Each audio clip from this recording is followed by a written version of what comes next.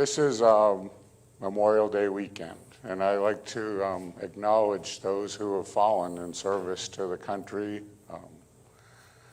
And so I selected the Psalms that I've selected for today because of it being Memorial Day weekend, because this was a time where David was in conflict, King David, not our David. And so they had this, there was always, you wondered who the enemy was sometimes. Somebody who seemed like they were your friend could be the one that pulled out a gun or brought a bomb and took out your unit. So first, I'd also like to acknowledge all of our vets. I know that it's to those that have fallen, but also just like to have them acknowledged. If you would stand, if you can, just for a moment. Sorry about that. And I just want to thank you for all of your service. That's a wonderful thing that you've done. And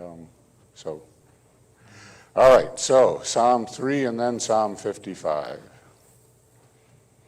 This is attributed to David. Psalm 3 is. It says that it's when he fled from his son Absalom. Psalm 55 is also attributed to David, and I could well imagine it was around the time before he fled from Absalom, but close to it, where he doesn't know who to trust. But we know who to trust. We'll look at that today. O Lord, how many are my foes? How many rise up against me? Many are saying of me, God won't deliver him. But you are a shield around me, O Lord. You bestow glory on me and lift up my head. To the Lord I cried aloud, and he answers me from his holy hill. I lie down and sleep. I wake again because the Lord sustains me. I will not fear the tens of thousands drawn up against me on every side. Arise, O Lord, deliver me, O my God. Strike all my enemies on the jaw. Break the teeth of the wicked. From the Lord comes deliverance. May your blessings be on your people. And then Psalm 55. Listen to me, O God, to my prayer. Do not ignore my plea. Hear me, answer me. My thoughts trouble me, and I'm distraught because of what my enemy is saying, because of the threats of the wicked. For they bring down suffering on me and assail me in their anger. My heart is twisting within me. The terrors of death have fallen on me. Fear and trembling have beset me. Horror has overwhelmed me. I said, oh, that I had the wings of a dove. I'd fly away and be at rest. I would flee far away and stay in the desert. I would hurry to my place of shelter, far from the tempest and storm. Lord, confuse the wicked, confound their words, for I see violence and strife in the city. Day and night they prowl about on its walls. Malice and abuse are within it. Destructive forces are at work in the city. Threats and lies never leave its streets. If an enemy were insulting me, I could endure it.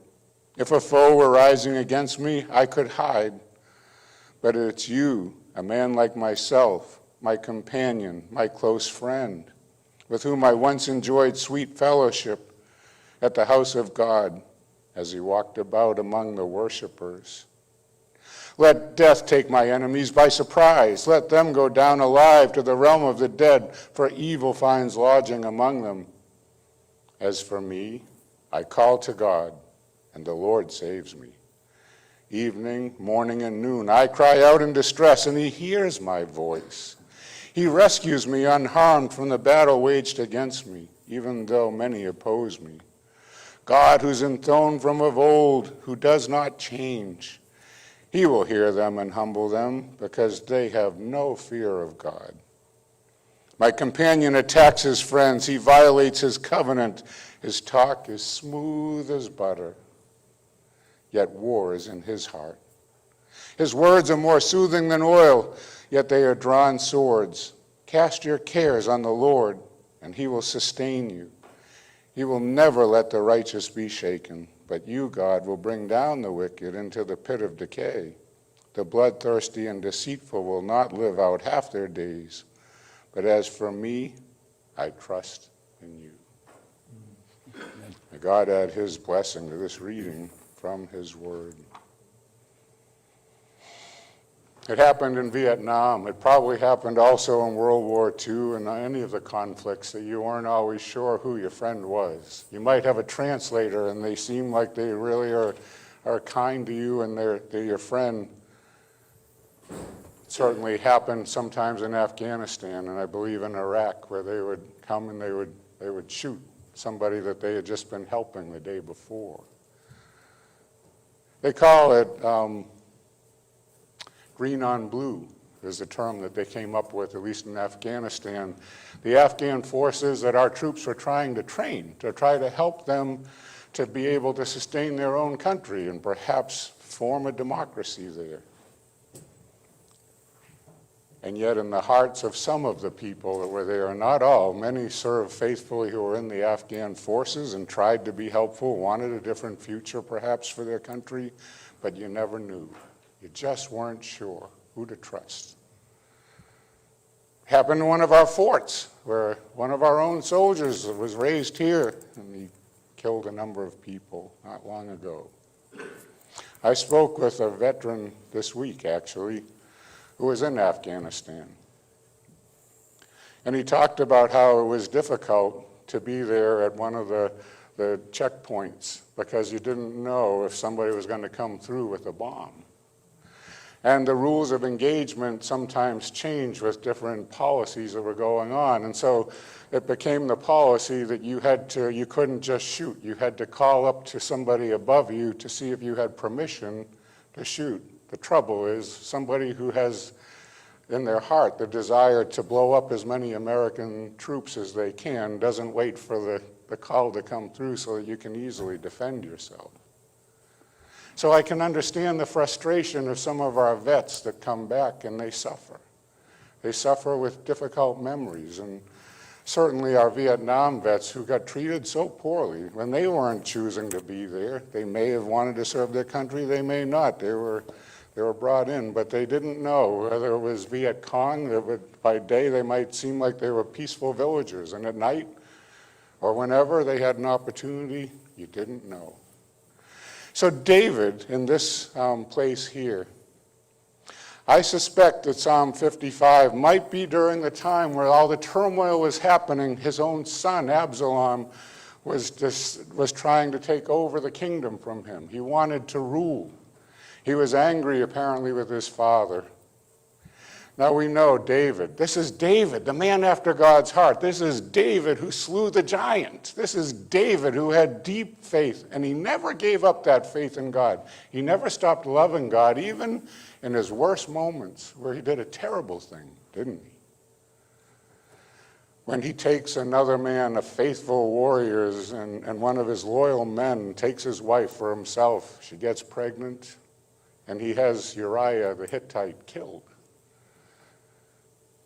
Uriah didn't know that day that David had set him up. He carried the very message to Joab, the general, and I think a cousin of David carried his own death warrant to Joab from David.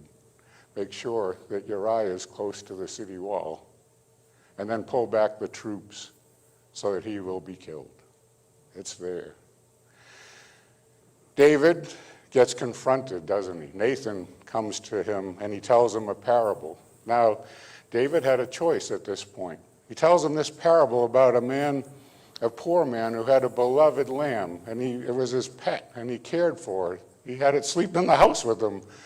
And a rich neighbor decides, that's the lamb that I want to serve to my guests, and he takes that lamb, and it's a parable, it's a story. And David's outraged, this is unjust, this is terrible. And then Nathan says, thou art the man. You took from one of your loyal people, and you took his wife. You took her for yourself. And the Lord will not pull the kingdom away from you, but from the rest of these days forward, there will be turmoil, there will be violence in your own household. And there was.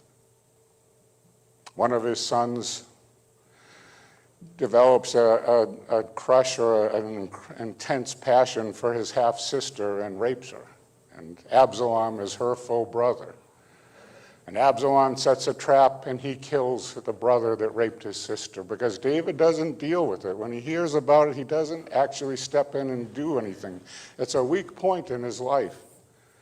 I have to wonder if after he made that mistake with Bathsheba and did all that he did, if he somewhat kind of became more tentative in his leadership, and certainly within his own family, when he could have tried to deal with things himself and he let things take their course. His authority may have been now at a place where he was feeling insecure as a leader when he had never been that way before. But God still loved David. Absalom is banished after he murders his brother, and then he's brought back. It's a long story. It's in the middle of 2 Samuel if you want to read it.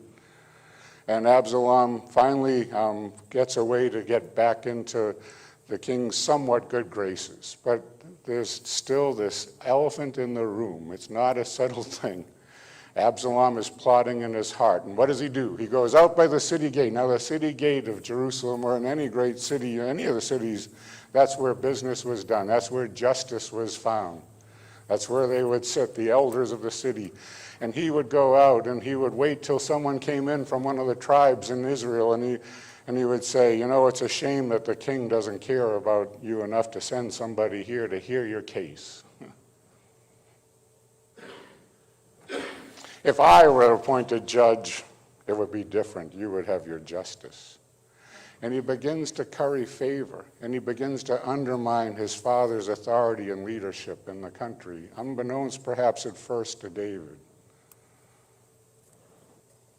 And eventually he says to his father, he lies to him, I want to go to Hebron. I made a promise to the Lord that I would go there and I would offer a sacrifice to him, to God. And he lies. He's going there to set up a coup. And he appoints himself king, and he has thousands and thousands of people that have come over to him as he's spread lies about David.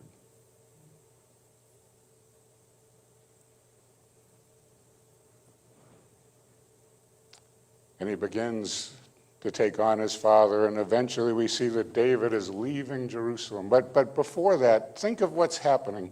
If you've even ever been through a conflict, whether it be in a company where you work, even church conflicts sometimes will go underground, and that's when they become really, really deadly.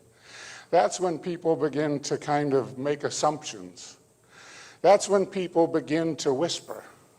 And you have the meeting in the parking lot instead of the meeting that Jesus would say, if your brother offends you, go to him and see if you can correct him or her. And if that doesn't work, take one or two with you, because you're not there to humiliate the person, but you're there to deal directly with the problem between you. And if that doesn't work, then you bring it to the church and it becomes a public thing. Because when somebody begins to gossip or spread untruths, even if they think they're the truth, it's so destructive in any family. It's destructive in organizations. It's destructive in businesses. It's destructive even in God's family in the church when we don't do what Jesus said. David doesn't do that with Absalom, and he pays a terrible consequence for this. And when it talks in this passage, I mean, this is so intense. His feelings are so powerful here. Let me kind of read it to you with my translation as I went through and I did a number of word studies, at least the first few verses. Don't hide yourself from my plea for mercy. Pay attention to me, answer me, right? He's commanding God. That's in the imperative. That's a command. He's saying to God, answer me. Don't hold yourself away. As I'm pacing about in intense thought and confusion, you ever get to that place where you're talking to yourself almost, or you do it in your rest and your sleep, you can't get to sleep because you're thinking about what are people saying, what's going on, how is this going to affect us? Because of the pressure of the wicked, they bring down misery upon me in anger and bear a grudge against me. My heart twists. It's literally a word for writhing or twisting. You see, when we get into a place like this where David is, It actually has a physical effect. Your body begins to feel the stress of the intensity of what's going on, the emotions of the unresolved issue, or of the fear that somebody's spreading false reports. Terrors of death have fallen upon me. I'm covered with horror. Almost all the translations use the word horror. Now, we know in psychology, but it's not just psychology, it's kind of our daily life. When you have a stressful and a difficult situation that you're overwhelmed with, what do? There's three things that might be an option. Because what happens is this part of the brain kind of shuts down, and the more primitive part of our brain, I don't know that it's really primitive, but the more visceral, the thing that puts us on alert to keep us safe kicks in, right? That kicks in to full swing, and the adrenaline's pumping, and so you don't think straight, and you either want to fight with all you've got, or you want to flee. You want to run away from it. Just, I'm out of here. I'm done. Don't want any more to do with this. Or I think there's a third one. We freeze because we don't know what to do. Now, if you freeze, if it's out in nature, an animal that freezes is a sitting duck, right? They're not going to make it. So fight or flight is what you have. David wants to just get away from it, yet he's the king. He can't leave. Well, he does leave for a while, but he intends to come back if he can. And when we get into these things, it's understandable that for a while, we might want to flee it. But sometimes we have to face things face on. Oh, that I had wings like a dove, that I could fly away to a place of safety and be away from all of this turmoil. But it doesn't usually work that way unless you just leave. But that's, I think, one of the worst things. I'd hasten to a place of escape. Oh, Adonai, confused, divide their speech, for I have seen violence and quarreling in the city. And David actually offers that prayer, right? Ahithophel, he is the grandfather of Bathsheba. And he has continued to seem like he's a loyal servant and a friend of David. They've been close. He may be the one that David's talking about later when he says, my companion, my equal, the one I used to go to worship with. And he's against me. I could handle it if it wasn't somebody I loved and cared about, right? The people that hurt us the most are the people that are closest to us. If you don't care about somebody and they say something, who cares? I mean, that's them. You might care a little. But it's when a close friend betrays your trust. And maybe you've been in situations where your trust has been betrayed. Say that you've given a thing confidentially. You tell somebody something, you say, now please, you've got to keep this just between us. And the next thing you know, it's all to the people you don't want to hear it. They think they know better than you. That's a betrayal, isn't it? Or you hear that somebody's been gossiping behind your back and they don't even have the facts straight. That's a betrayal, isn't it? There are different situations, and they happen even among God's people. That's why we need to follow what Jesus teaches and go to the person and try to deal with things in a healthy, direct way and let the truth win out. The truth is what's so important. The truth will set you free, Jesus says. He's right. Confuse them. So David actually says that prayer, and Ahithophel, the grandfather of Bathsheba, stays in the city, and he's in, and David's told, he's in on the plot. He's there with your son Absalom. He's one of the conspirators. So David literally prays, Lord, may you cause his counsel to be confusing and to bring conflict. And so Ahithophel's there, and Absalom now comes into the city. He seems like he's going to be the king. He's appointed himself king. He's got the troops around him, and things look pretty dire for David. And Absalom says, and Ahithophel, whether it's David or Absalom, they both believe that to hear a word from Ahithophel is like to hear the message from God. It literally says that in the scriptures. He says, what should I do about my father? And Ahithophel says, He left 10 of his concubines. Those are his mistresses. Now, I don't agree with David having 10 mistresses, by the way, but he did have them. And he says, go up on the roof, set up a tent, and go in and lay with them. That would be odious. It means that there's no coming back from that. Maybe Absalom could be forgiven, but no. And it's basically a declaration of war to do something like this, that there's no coming back from this. I think, anyway, as I would understand. And he does do that. Sets it up, tent right on the top of the roof, where people know what's going on in there. Can you imagine bringing one after the other out after he's forced that whole thing on his father's? Well, I don't even want to talk about it. Then he says, then I think you should take 12,000 men and pursue him right now and get him, but get the king aside because he will be with them. He's always with his troops. Pull him aside, just kill him and forgive the others and let them come back. That was Ahithophel's advice. But there was another person that stayed behind by the name of Hushai. I don't know if I'm pronouncing it right, but it's good enough for me. Hushai stays there, and David, he says to David, I want to go with you. He's like, no, you would be much more help to me if you stay in the city and you work on my behalf. So they say, well, what does Hushai say? Absalom turns to Hushai. Hushai comes in and he says, oh, no, I think you should wait.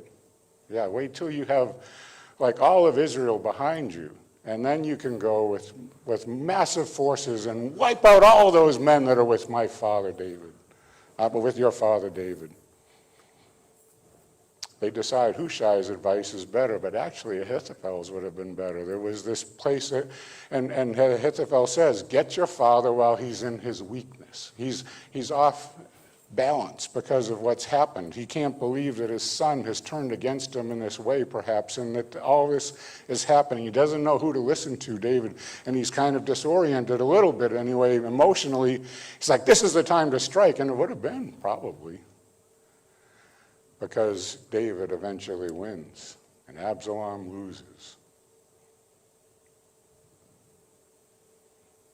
Hear these words. Day and night they go around on her walls, and wickedness and trouble are within her. Destruction's within her, and injustice and treachery. David's heartbroken because he sees that his whole contribution, but his sons and everything, has led to a city where people weren't getting justice. And David cared about justice. He was generally a man who wanted to do what God wanted. And so his heart is broken because the city is collapsing morally and in terms of its structures that should have been there to protect the poor, the widow, the orphan, and it's just unbelievable what's happening.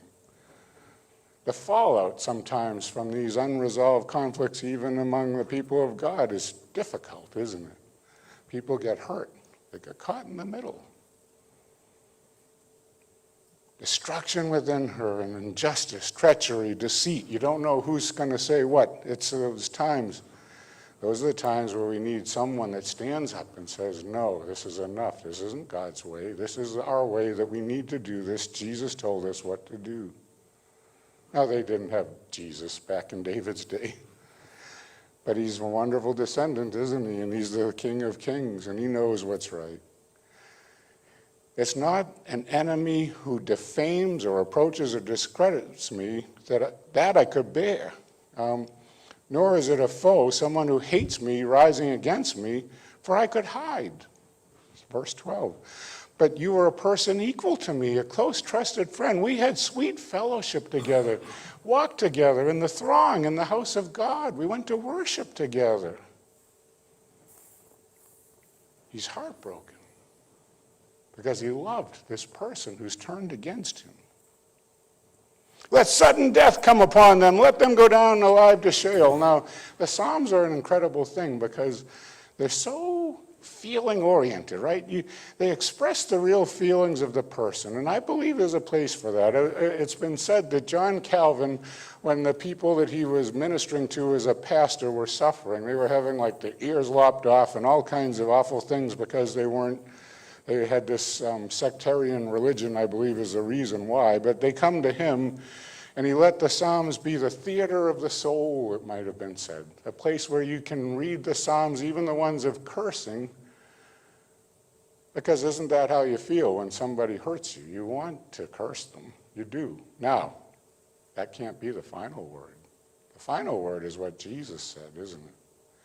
Love your enemies. Pray for those who persecute you. Love your enemies. That's hard.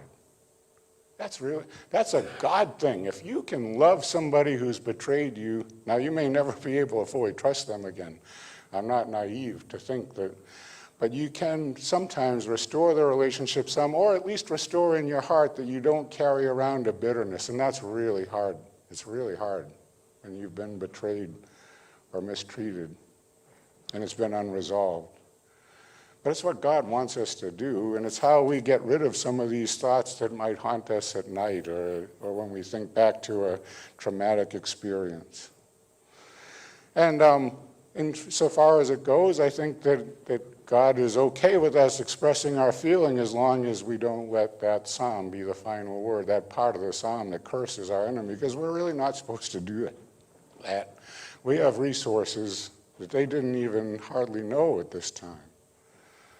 So how do we pull this together? What do we look at? We see that David ultimately finds that he knows one person he can trust. It's not necessarily Hushai or Ahithophel or his own family members, it's God. And somehow God brings out of even these terrible, terrible conflicts good things. And he puts things in alignment the way they need to be. So Absalom should not have been the king in the kingly line. He shows that he's not a man that's good and just. He's a man who is willing to deal in treachery. Would you want him as your leader? Let's have an election. Who wants Absalom? Who wants David? I want David, even with all of his faults. And it gets all the way over to where it becomes Solomon. And at least in his early going, Solomon was a man who cared about God's things and then eventually lets his own wisdom in a worldly way, I think, take hold of him. And he repeats some of his father's problems of having so many concubines and wives. And that's not what God wanted. He wants us to have our one person, the sacred covenant. But we come to this and we see that Solomon still is wise and he's just, that he hands out justice. He's not an unjust king. He becomes difficult on some of his people and his enemies. My companion attacks his friends. He violates his covenant. Ahithophel. He must have nursed that grudge when he saw David taking Bathsheba, and he had every right to be angry with David for what David did. David did wrong. Terrible injustice. His own granddaughter was caught up in this whole scandal, this whole thing. And he nurses it for years, because it just took a long time for this all to come to fruition. And that's what can happen if we either flee from our conflict and don't face it in a godly way, or if we fight in a way that isn't godly, then the devil still wins, doesn't he? He wants to divide God's people. He wants the church to fail. He wants the world to look at those people that are going to this building or to one down the street or all over the place as all the hypocrites. Look, they're just as bad, or they're really worse than we are, but you're not. You have resources that God has put within you to serve him faithfully and well, to deal with conflicts in a healthy way. And I understand, I tend to not, if I'm the one in the middle of a conflict, it's hard for me, right? I can help other people. I'm a good mediator for somebody else, but when somebody's mad at me, sometimes the temptation is to flee to that desert. Boy, I don't know where that is now because I always fled to Maine, and now Maine's where I live, so I can't get very far, right? And whenever that's happened, I've regretted that I didn't deal with it early on in the thing. It's something that you learn over time, but it's hard when you know that somebody's angry with you and they're spreading false things and everything. Cast your cares on the Lord, and he will sustain you. He will never let the righteous be shaken. So Now you'd be thinking you could be shaken because it's pretty tough to survive these things, but your faith can remain strong through it all. And David became, I believe, a more compassionate king because of what he went through. I think that he learned some wonderful things, and I've met pastors who've been through very difficult church situations. Sometimes they certainly contributed, but sometimes it wasn't very fair. And they were wrestling with why are they so against me? I loved them. I was at their funeral. I cared for them when they were devastated. That person is treating me like this? That's a painful thing for a pastor. It really is. But you, O God, will bring down the wicked into the pit of decay. Now, again, pastors aren't supposed to say that, and I wouldn't. But as for me, I like the final words, I trust in you. The one person that will never fail you is the one who is willing to take all of your garbage on himself. Stretch out his hands and let them be nailed. He could have fought. He didn't have to accept the fate. He chose that fate because he loved you and he wanted to provide for you a new beginning that would last into eternity. That's the Savior that you have. You can trust Jesus. If there's anybody who was there with people whispering and making false accusations and suborning perjury, the religious leaders, the teachers of Israel were trying to destroy him, and they did for a while. But God is an incredible God because he can take even people's evil intentions and use it for his good, and it was part of his plan. That Jesus had to go to the cross. He kept saying, I have to die. It's necessary that I be, and he goes through the whole thing. I will be betrayed, Judas. I will be denied, Peter. You'll all flee from me. But you'll have a new beginning. And they do. And that little group of 11, plus the outer circle of other disciples that probably also weren't hanging out at the cross while Jesus is there because they're so afraid for their own lives, they eventually got the hearts of lions, it seems like to me, and they preached the gospel whether it cost them dearly or not. And they went into difficult places, and when they were told they shouldn't say that anymore, they can't preach in this man's name, don't talk about him rising from the dead, don't talk about him at all, I must obey God rather than man. And so we come to that we have a God who loves you, who cares for you. And while we are never promised, as the old song goes, never promised you a rose garden. Rose gardens, by the way, have thorns. I'll be with you when you walk through those places of pain and distress. So what do we do with it? Well, we remember, on Christ, the solid rock I stand. All other ground is sinking sand. All other ground is sinking sand. And we seek to follow his ways. We embrace his truth. We take it not just into our head, but into our heart, and it changes us. It takes time. And there may be times where we have to repair a broken relationship that we're not ready to do yet. And I believe our defense mechanisms are there, that it was part of the fall, that God put them there, that we can be in denial, we can project onto somebody else our own faults, but eventually, if we want to grow in Christ, we got to face them and deal with them and come back together and seek to at least do things how Jesus would have us do. I trust in the Lord. As for me, I trust in you. Amen.